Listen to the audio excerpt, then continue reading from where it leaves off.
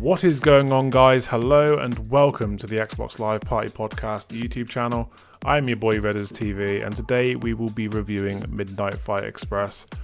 Now, Midnight Fight Express dropped onto Xbox Game Pass on August 23rd, and it's a game that I knew nothing about going in, and I must say I was pleasantly surprised by what I had played. So without further ado, let's get into this review.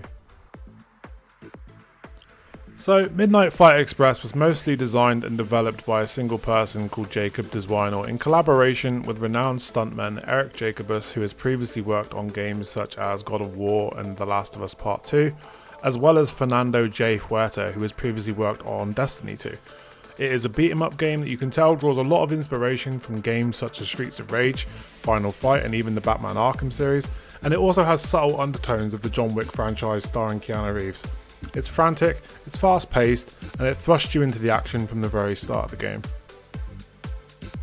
You play as Babyface, a former member of an underground crime syndicate who is also a dormant sleeper agent suffering from amnesia. And after a mysterious encounter with an AI drone called Droney, you learn that you have until sunrise to save the city from the very crime syndicate that you used to work for. And as you fight your way through the game's many levels, you learn more about your past life before the amnesia, whilst also developing your relationship with Droney and facing down the many different enemy types and bosses from your past. The story itself is told from a past tense perspective, with the levels acting almost as memories that carry the present day narrative forward. So if we can touch on some of the things that I really liked about this game, the combat is very fluent and it's reminiscent of the Batman Arkham series, with the combat animations being very brutal and hard hitting. There are tons of different animations to experience too, and this really helps to keep the combat feeling fresh and exciting throughout the game. With every level that you complete, you gain a new skill point to unlock a new move or ability to use in your combos, which is really important because the better your combos and the more move variety that you use, the higher your score will be for each level, and then the closer you'll be to achieving S rank, much like in games like Devil May Cry, Bayonetta, or even Dante's Inferno.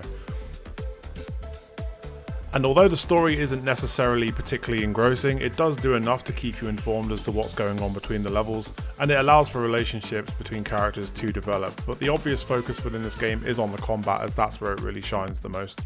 And another really impressive thing about this game is the game's soundtrack itself. It's every bit as punchy and hard-hitting as the combat, and they did a really great job on this game. And the game offers tons of replayability too, with each level having level-specific challenges to complete and collectibles to find. And the game is even kind enough to offer you a level select, which is something that I feel like every game should have in this day and age, in my opinion. And there's even the option to customize your babyface, with new clothing items becoming available the more levels and challenges you complete. So if we can touch on some of the things that I didn't particularly like about this game, and to be fair, there really isn't many. The first one being enemies with guns, and while there is an element of skill to dealing with them, at times the game throws too many into the fray at once. Frustratingly, this often results in instant death. I found the elevator level towards the end of the game incredibly infuriating. In one tiny space, you're forced to deal with 4 to 5 special force enemies that all have guns. That one area alone took me nearly an hour to complete and left me feeling like I had completed it with dumb luck as opposed to skill. And whilst the game does throw many different enemy types at you, the only real difference between the vast majority of them is mostly cosmetic, and most can be summed up in 2 categories: those that have weapons and those that don't. Bosses, however, do bring their own twists and challenges to the game, which really does keep the player on their toes. In all, Midnight Fight Express is a very solid beat 'em up and one that I thoroughly enjoyed playing through, and if I had to give it a score on a scale of 1 to 10, I would definitely give it a solid 8. And although there are times where this game can become incredibly frustrating and difficult, it doesn't necessarily take away from all the good things that the game does in fact get right. And it's definitely a game that you should check out if you do have Xbox Game Pass. So with that being said, that is the end of my review. If you do enjoy this kind of review, then don't forget to hit like and subscribe on the channel. It really helps us out, and we've got reviews coming daily. So all the best, happy gaming, and I will see you in the next one.